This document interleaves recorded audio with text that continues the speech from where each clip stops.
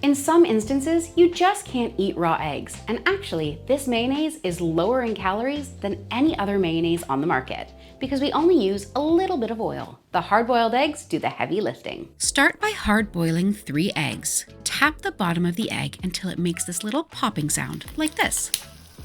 This will make them easier to peel. Then gently place the eggs into the boiling water and turn the heat down to medium-high.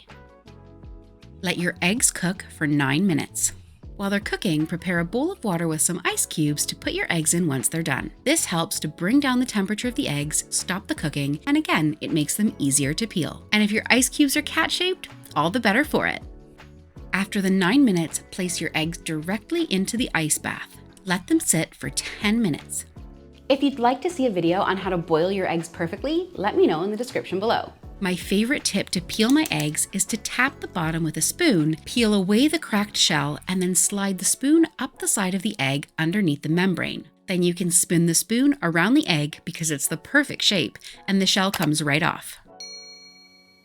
I'm using an immersion blender to make my mayonnaise, so I'm putting my eggs in a container that fits my immersion blender perfectly.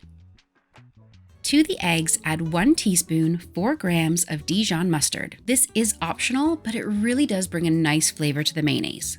Then add in 1 teaspoon, 5 milliliters of lemon juice. You could also use white vinegar or apple cider vinegar or any light colored vinegar you like. Add in 2 tablespoons, 30 milliliters of a neutral oil. I'm using avocado, but a good quality olive oil will work just as well.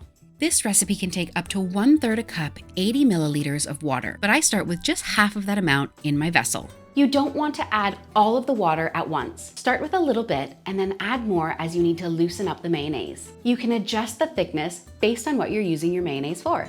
Then just go in with your immersion blender and start blending, gently pulling the blender up and down. I'm going to drizzle in a little bit more of the water to adjust the consistency. Once the texture is perfect, go ahead and season with some salt, and you can add some black pepper if you like. I also like to give it a taste and see if it needs any more acidity, more lemon juice or vinegar.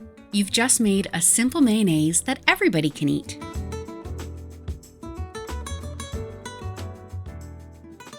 If you're looking for the perfect way to use this mayonnaise, you have to try my cheese and onion sandwich recipe.